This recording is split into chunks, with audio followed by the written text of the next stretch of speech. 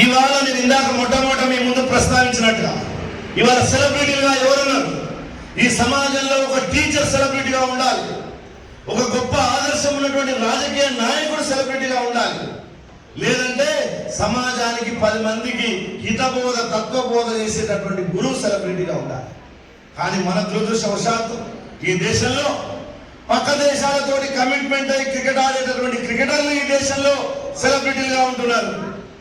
పైసలు తీసుకొని వాళ్ళు ఈ సమాజానికి విలువల యొక్క ఒలువలు ఊడ్చేటటువంటి సినిమా నటులు వాళ్ళ సెలబ్రిటీలుగా ఉంటున్నారు.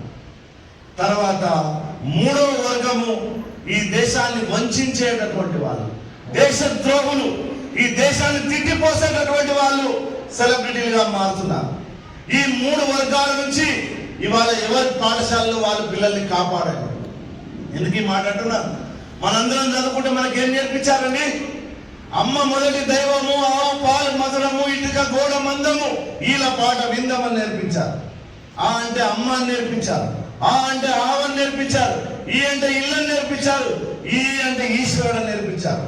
ఈ మొదటి 4 అక్షరాలు మానవులంతా సాధించడానికి అనుకూలమైనటువంటి చతుర్విధ పురుషార్థాలకు సంబంధించినవి. చతుర్విధ పురుషార్థాల్లో ధర్మ, అర్థ, కామ, మోక్ష అనేటటువంటి 4టిని ఈ 4 అక్షరాలు ప్రతిబింబిస్తాయి.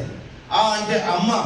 అమ్మ ఎప్పుడు ధర్మమే చెప్తుంది, ధర్మంగా జీవించమని చెప్తుంది, ధర్మంగా సమాజాన్ని నడిపించమని చెప్తుంది. అందుకే మొట్టమొదటి అక్షరానికి అమ్మ, ఆ అంటే అమ్మ అని నేర్పించారు. రెండవది అర్థము. అందులో అర్థము, ఇందులో ఆవు. ఆవంటే ఈ దేశం యొక్క ఒక సంపద, ఒకనాటి సంపద. అది ఆరోగ్యం, అది ఆనందము, అది ఇంటి ముందు ఉంటే చాలు కుటుంబం మొత్తం శాంతిగా ఉండేటటువంటిది. ఏ రోగం రాకుండా కుటుంబం మొత్తం జీవించాలంటే ప్రతి ఇంట్లో గో సంపద ఉండాలని ఈ దేశం చెప్పింది. అందుకే రెండవది అర్థానికి ప్రతీకగా ఆవును పెట్టారు. మూడవది కామము. కామం అంటే మనకు తెలిసినటువంటి కొంతమంది కొత్త కొత్త అర్థాలు చెప్తారు. సరస్వతి నమస్తుభ్యం వరదే కామరూపిణి కూడా పలికిమాలని అంటాడు. కామరూపిణి అంటే ఆమె కోరికలు ఉన్నాయంటాడు. కామరూపిణి అంటే కోరికలు కలిగిందని కాదు అర్థము. కామరూపిణి అంటే వేరు వేరు వేషాలలో, వేరు వేరు రూపాలలో, వేరు వేరు స్వరూపాలలో దర్శనం చేయదగ్గది అని అర్థం. అట్లాంటి కామము, కోరికలు తీర్చుకునేటటువంటి దానికి 3వ అక్షరంగా ఇల్లు అని పెట్టారు. నీ ఇంట్లో నువ్వు కోరికలు తీర్చుకోవాలి. నువ్వు పానీపూరి చేస్తూ తింటావంటే మీ అమ్మ చేసి పెట్టాలా. నువ్వు లడ్డు కావాలని ఇంట్లో చేసి పెట్టాలి మీ పిల్లలకు. మీరు ఎంతసేపు హాట్ చిప్స్ మీద ఆధారపడకూడదు, కర్రీ పాయింట్ల మీద ఆధారపడకూడదు. అప్పుడప్పుడు అమ్మలు, టీచర్ అమ్మలు కూడా వాళ్ళ ఆయన తోలిస్తుంటారు. ఈరోజు నాకు చేయకుండా దగ్గర తీసుకురాపో అంటే ఆయన పరిగెత్తుకొని పండేసుకొని ఆ వర్షంలో పడి తగలబడిపోయి చేసి తీసుకొచ్చి పెట్టేస్తారు. ఇంట్లో నీ కోరికలు తీర్చుకోవాలా అనేటటువంటి సూత్రాన్ని 3వ అక్షరానికి ఈ అని నేర్పించారు. 4వది ఈ సృష్టిలో, ఈ దేశంలో మొత్తం తత్వశాస్త్రాన్ని అధ్యయనం చేస్తే మానవుని ముముక్షుగా ఉండడానికి, ముక్తి మార్గాన్ని నేర్పించడానికి ఆధారభూతమైనటువంటిది ఈశ్వరుడు, పరమేశ్వరుడు. ఈశ శబ్దం వేదం చెప్పింది.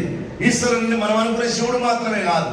అట్లాంటి ఈశ్వరుడిని పట్టుకోవాలంటే నీకు మోక్షము రావాలి. జీవాత్మ పరమాత్మ సంయోగే యోగ ఉచ్యతే. జీవాత్మను వెళ్ళి పరమాత్మలో కలపాలంటే నీకు మోక్షము కావాలి. ఆ మోక్షానికి ఆధారభూతమైనటువంటి వాడు ఈశ్వరుడు. అందుకొరకు ఆ అంటే అమ్మ, ఆ అంటే ఆవు, ఈ అంటే ఇల్లు, ఈ అంటే ఈశ్వరుడు 4 నేర్పించారు. ఇప్పుడే నేర్పిస్తున్నారు.